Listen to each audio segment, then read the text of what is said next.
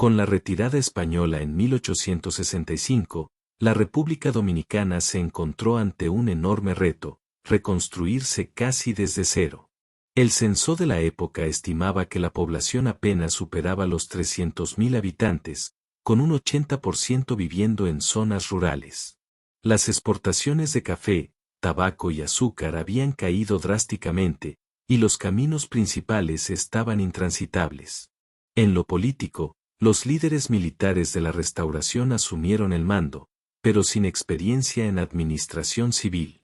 Este bloque muestra cómo la reconstrucción del Estado fue un proceso lleno de limitaciones económicas, divisiones políticas y un contexto internacional que exigía estabilidad. Ok, ahora imaginémonos por un momento, es el año 1865, la guerra de restauración ya ha terminado, las banderas españolas están tumbadas, ya no ondean en el país, y el país ahora vuelve a llamarse la República Dominicana.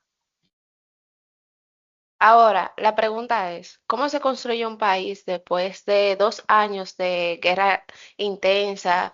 La ciudad quedó destrozada, eh, caminos dañados y una economía que apenas respira. O sea, ¿cómo llegaron a volver a la república?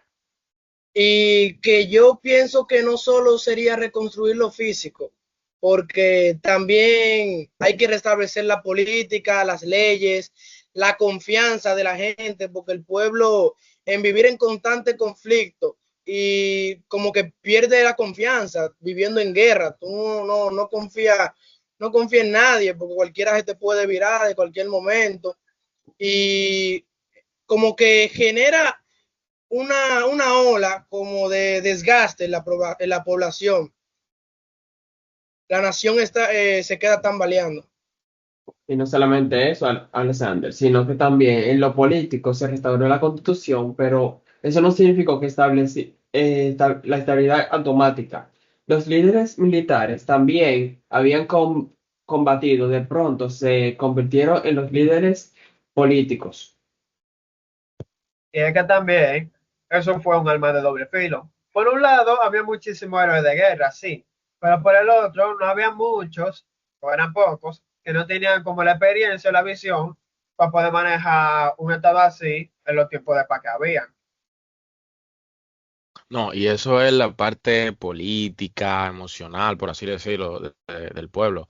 Ahora, hablando en la parte económica, no se menciona que había que también, aparte de todo eso, reactivar el comercio, porque al tener todos esos caminos destruidos, obviamente los campos donde se producía también iban a ser afectados. Dígase, la producción de tabaco, café y azúcar era mínima en ese momento.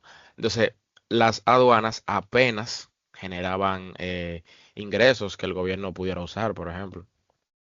Y llamándome mucho la atención lo que Eric mencionó anterior, yo quiero saber qué tan grande era la situación económica en esos primeros años. Oh, pues ¿Me da? eso era gravísimo. Tú no sabías. Oye, el gobierno no tenía los recursos prácticamente. Como que no tenían nada para mantenerse. Muchísimos de los caminos que ellos tenían eran intransitables. No había forma de transportar nada ni de pasar por ahí siquiera. Por lo que eso dificultaba muchísimo el comercio interno que ellos tenían. Dentro de la misma ciudad o dentro del mismo país. Pero las exportaciones apenas si le alcanzaban para cubrir los gastos básicos. Pero fuera de eso no le estaba para nada más. Por lo que era un problema muy grande para ellos.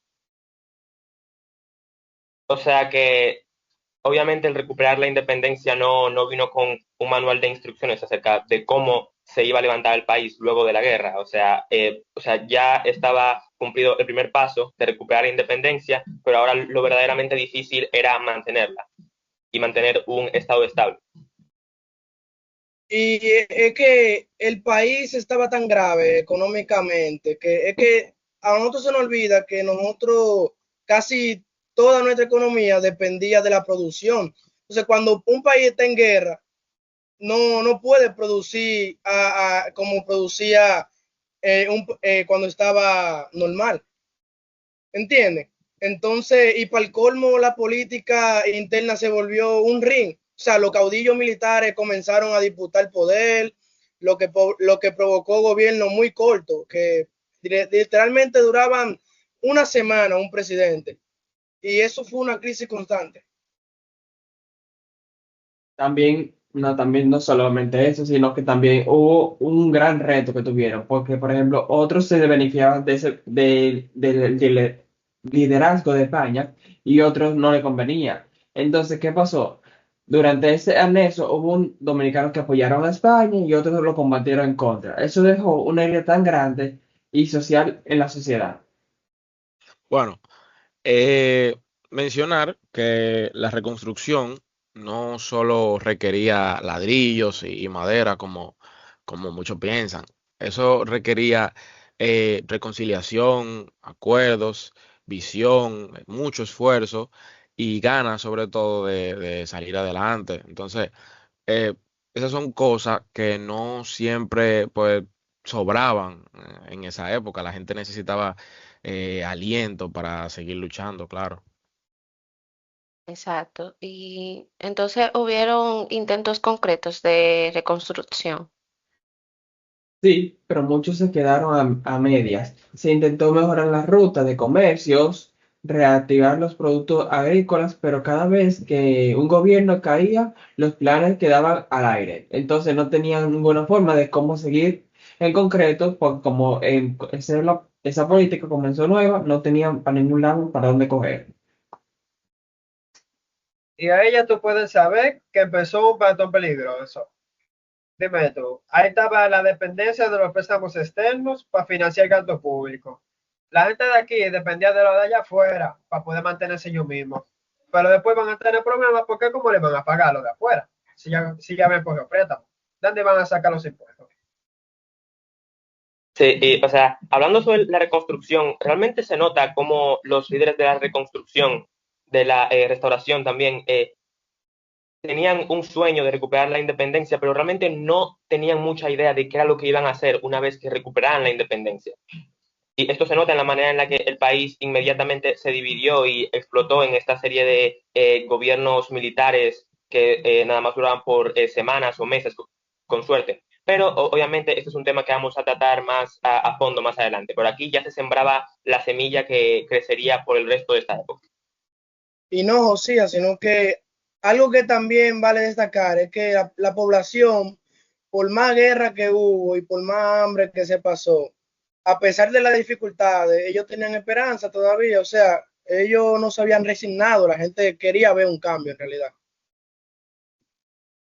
Eso que tú dices es muy importante, pero también tiene que destacar que la esperanza es frágil. ¿Por qué? Porque en cada crisis política, en cada gobierno de una semana, como le decimos, esas emociones golpeaban estas esperanzas. Es como que ustedes esperen algo, una buena noticia, y siempre se retrase, siempre sucede algo de por medio, siempre. Entonces, eso chin a chin va bajando las ganas que uno tiene en esa situación, por así decirlo. Ahí te entiendo, Dael, porque me imagino a esas personas que viene un presidente y dice que va a hacer algo, pero a la semana se muere.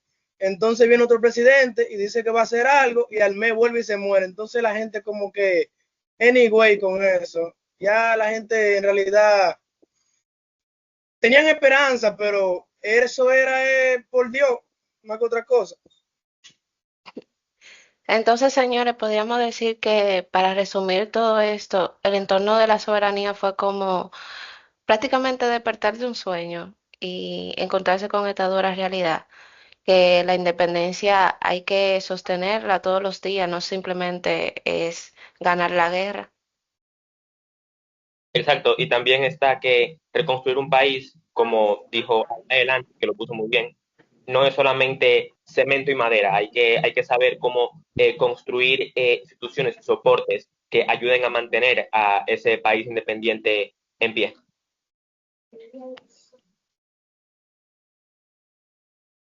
Eso es así.